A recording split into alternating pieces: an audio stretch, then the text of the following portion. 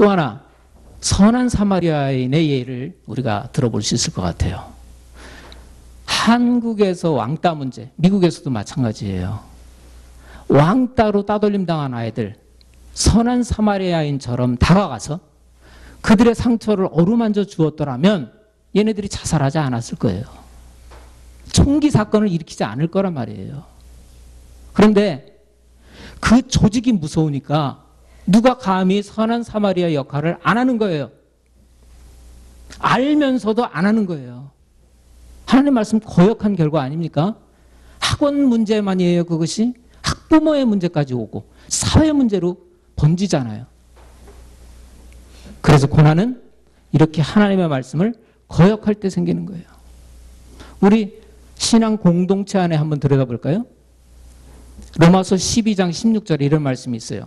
서로 마음을 같이 하며 높은 데 마음을 두지 말고 도리어 낮은 데 처하며 스스로 지혜 있는 채 말라.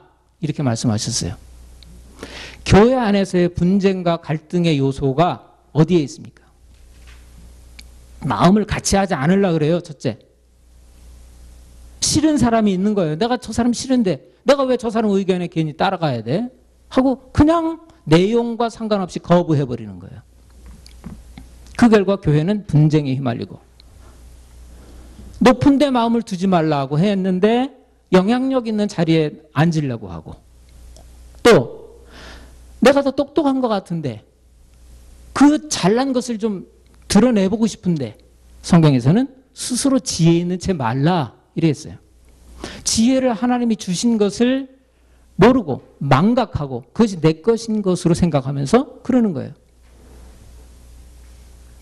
그러니까 꼴 보기 싫다고 나가고 교회 안에 분쟁이 생기잖아요. 남을 나보다 낮게 여기는 마음이 있다면 그 여겨주는 거예요. 내가 세상 지식이 더 많고 교회에 다니는 연륜이 더 많고 신앙이 더 많아요. 그럼에도 불구하고 상대방을 더 낮게 여겨주라는 거예요. 그냥 여겨주세요. 그러면 문제들이 해결되는데 내가 더 잘났다고 그 잘난 것을 자꾸 내보이니까 교회는 분쟁에 휘말리고 고난 속에 빠지게 되는 것입니다. 지존자의 뜻을 멸시할 때에 고난에 빠진다고 그랬어요. 성경의 대표적인 인물이 가인이 아닐까 생각을 해요. 가인. 창세기 4장 7절에 보니까 가인과 그 재물을 하나님이 연락하지 않으셨죠. 연락하지 않았을 때에 하나님이 무슨 말씀하시는지 4장 7절, 우리 아까 3장을 봤는데 4장 7절 한번 읽어봅시다.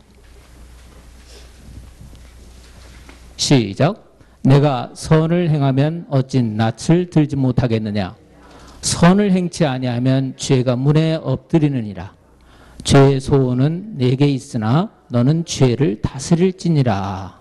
분명히 하나님이 경고했어요. 가인이 드린 제물이 신통치가 않아서 하나님이 안 받으신 게 아니에요. 아벨과 그 제물을 연락했다 했듯이 하나님은 가인과 그 제물을 연락하지 않았어요. 그 사람 자체를 연락하지 않으셨단 말이에요. 그랬을 때에 하나님께서 연락하지 않으신 이유가 여기 나오는 거예요. 선을 행치 않은 거예요. 그 예배 행위에 선을 행치 않은 거예요. 그렇기 때문에 하나님은 안 받으신 거예요. 근데 이제 경고하신 거예요. 하나님이 그런 행위를 보고 하나님이 경고하셨는데 죄의 소원은 너에게 있지만 다스리라고 그랬어요. 그 선을 적극적으로 행하지 않으면 우리는 그냥 중립적인 위치에 있는 것이 아니고 죄가 문에 엎드려서 호시탐탐 기회를 노린다는 거예요. 우리는 그 영적 원리를 분명히 알고 있어야 됩니다. 가만히 있다고 중립되는 거 아니에요. 죄를 안 짓는 거 아니에요. 선이 무엇인지를 알면서 행하지 않는 그 적극성이 없을 때 죄는 문에서 딱 도사리고 있다는 거예요. 그 밥이 되기 쉽다는 거예요. 이걸 경고하셨어요. 경고하셨는데도 불구하고 가인은 자기와 자기 재물을 안 받았다고 하는 것 때문에 안색이 좋지 않은 거예요. 낯이 변해버렸어요. 그래서 어떻게 하든지 간에 이 아벨을 없애버리려고 하다가 결국은 죽였죠. 그랬을 때에 우리는 여기서 가인의 심리 상태를 조금 생각해 볼 필요가 있어요. 가인은 하나님의 말씀을 멸시해버린 거예요. 그때 그냥 거역한 것이 아니에요. 멸시한 거예요. 그 멸시했다고 하는 것을 뭐 원어가 조금 더 우리가 이해하기 좋게 이렇게 풀이를 해주고 있는데 이런 뜻으로 번역될 수 있다고 그럽니다. 경멸했다는 얘기, 또 업신여겼다, 깔보다 이런 뜻이 그 멸시했다는 단어 속에 들어있다는 거예요. 하나님의 말씀을 경멸해버린 거예요. 코웃음 친 거예요. 코웃음. 이것이 우리에게는 없는가요? 한번 생각해 봅시다.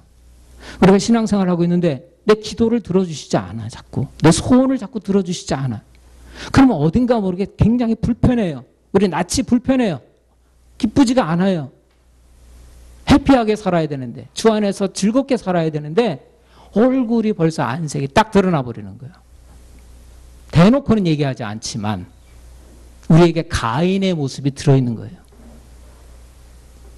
그러면서 우리의 반응은 하나님, 내 기도도 들어주시지 않고 뭘 또 하라고 그러십니까? 뭘 또 하라고 그러십니까? 이런 태도가 우리한테는 하나도 없나요? 저는 있는데 여러분들 없으신 것 같은데. 네. 두 번째, 아나니아와 삽비라에서 또 이런 케이스를 찾아볼 수 있어요. 아나니아와 삽비라 케이스는 너무 잘 아시는데 성령께서 초대교회 신앙의 공동체가 서로 물건을 통용해서 썼으면 좋겠다 하는 생각을 가지시고 신앙 공동체의 그 회의를 사실은 주관하십니다. 그래서 서로 자기 소유를 다 팔아서 필요한 사람이 다 갖다 쓰는 거예요. 당시에 성령님께서 원하셨던 거예요. 근데 아나니아와 삽비라는 밭을 팔아가지고 일부를 감췄어요. 그리고 나머지만 냈단 말이에요. 멸시한 거예요. 아니 내가 이 정도만 내도 충분하지 뭐 다 냈는지 안 냈는지 어떻게 알아 교회 사람들이 이렇게 생각하는 거예요. 이것을 우리에게 적용해 보면 이런 태도예요. 하나님의 말씀을 봅니다. 보는데 어떤 것은 굉장히 거슬려요. 자기한테. 지금 현재 자기 상태에 굉장히 거슬려요. 또 목회자들은 그런 내용을 설교하면 상처받을까 봐 피해버려요.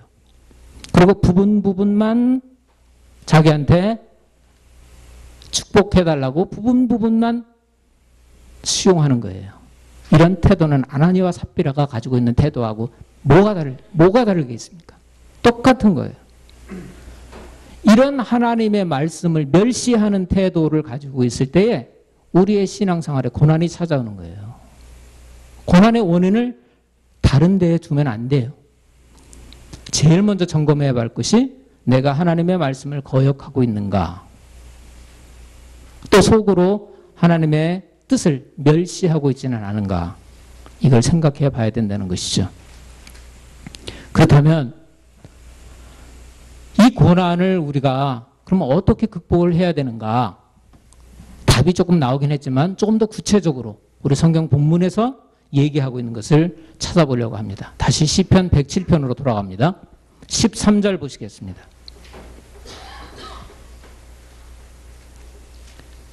시작. 이에 저희가 그 근심 중에 여호와께 부르짖음에 그 고통에서 구원하시되. 지금 어떻게 하라고 나와 있죠? 부르짖어라. 하나님께 지금 부르짖어야 된다고 그랬어요. 고난에서 헤어나오려면 하나님께 부르짖어야 된다.